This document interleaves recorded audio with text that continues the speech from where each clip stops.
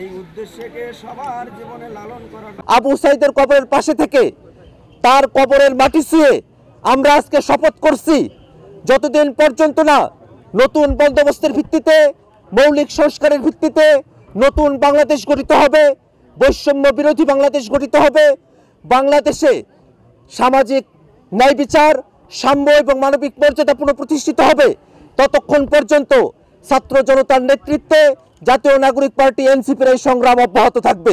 একটি দল পরিবর্তন বা ক্ষমতার হস্তান্তরের জন্যই গণ অভ্যুত্থান ঘটেনি। গণ অভ্যুত্থান ঘটেছিল এই যে একটি গণতান্ত্রিক বন্দোবস্ত, সেই বন্দোবস্ত প্রতিষ্ঠার জন্য।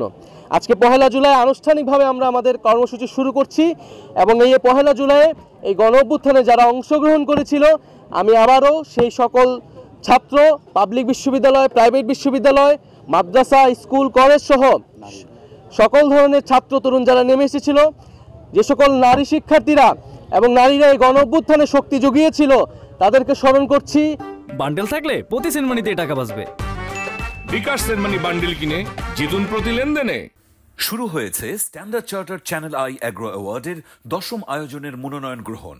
এবার নতুন ক্যাটাগরি বছরের সেরা ছাদ কৃষক সহ মোট 13টি ক্যাটাগরিতে পুরস্কার প্রদান করা হবে।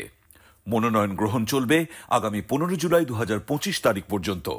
বিস্তারিত জানতে ভিজিট করুন www.agroaward.com এবং ফোন করুন 018737000556 এই নম্বরে।